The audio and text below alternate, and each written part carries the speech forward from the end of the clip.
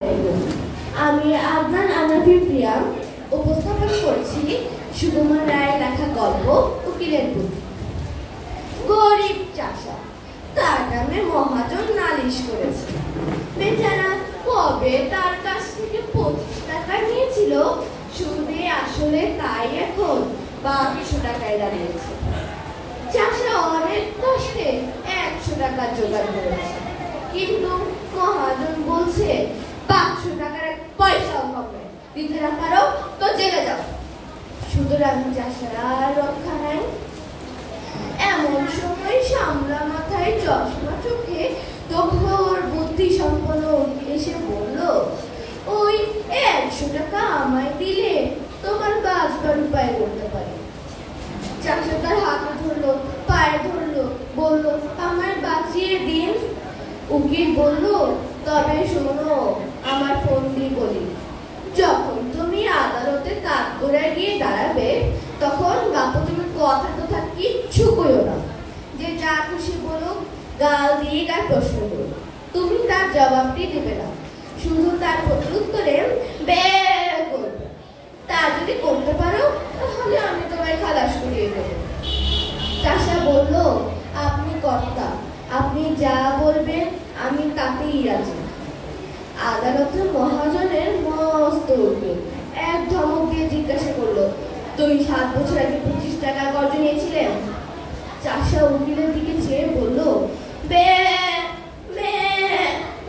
উকিল বলল, খবরদার, বল নিয়েছিলি কিনা? চাষা বলল, বে বে। উকিল বলল, হুজুর, আসামি বেয়াদবি দেখুন। হাকিম রেগে বললেন, ফের যদি অমনি করিস না, তাহলে আমি তোকে ফাটক দেব। চাষা ভয় পেয়ে কাঁদো কাঁদো স্বরে বলল, মে মে। হাকিম বললেন, লোকটা পাগল নাকি? তখন চাষার উকিল দাঁড়িয়ে বলল, হুজুর, লোকটা কি আজকের পাগল? লোকটা বহুকালের পাগল, জন্মে অবধি পাগল। ওর কি কোনো কাণ্ড জ্ঞান আছে না বুদ্ধি আছে? ও কি আমার কর্জ নেবে কি? ও কি কখনো খত লিখতে পারে না? আর পাগলের খত লিখলেই পারে। দেখুন এই হতভাগা মহাজনের কাণ্ড দেখুন তো। ইচ্ছে করে জেনে শুনে পাগলটাকে ঠকিয়ে নেবার মন্তব্য করেছে। আরে ওর কি মাথা ঠিক আছে? এরা বলেছে এখানে পাগলের টিপতে, পাগল কি জানে, সে অমনি টিপ দিয়েছে, এই তো ব্যাপার। তখন দুজনের কাছে ঝগড়া বেঁধে গেল। হাকিম খানিক শুনে শুনে বললেন, মোকদ্দমা ডিসমিস। মহাজনের তো চক্ষু স্থির। সে আদালতের বাইরে এসে চাষাকে বলল, না হয় তোর ওই 400 টাকা ছেড়েই দিলাম, 100 টাকাই দে। চাষা বলল, উকিল তখন চাষার উকিল পাশে ছিল। উকিল দাঁড়িয়ে দাঁড়িয়ে সব কথাবার্তা শুনছিল। মহাজন চাষাকে অনেক বোঝায়, অনেক কথা শোনায়, কিন্তু চাষা তার পাঠার বলি কিচ্ছুতেই ছাড়ে না। তখন মহাজন রেগে বলে গেল, দেখে নেব কেমন করে তুই আমার টাকা হজম করিস। চাষা তার পোটলা বেঁধে গ্রামে ফিরতে চলেছে। এমন সময় তার উকিল এসে ধরলো, বলল, যাচ্ছ কোথায় বাপু? আমার পাওনাটা আগে চুকিয়ে যাও। ওই 100 টাকায় যে রফা হয়েছিল, মোকদ্দমা তো জিতিয়ে দিলাম।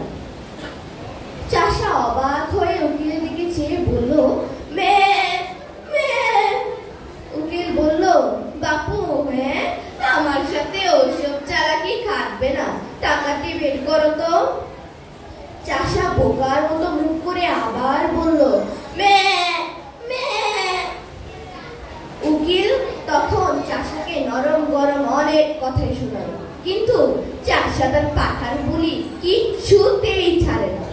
তখন উকিল বলল, হতভাগা, গোমুখ, পাড়া গিয়ে ভূত, তোর পেটে এত শয়তানি কে জানে?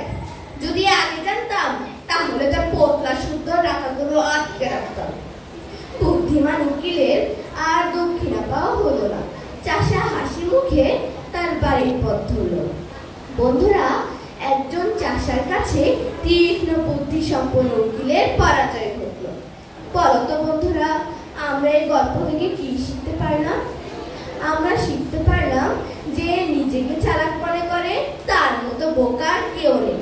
ধন্যবাদ সবাইকে। you very much.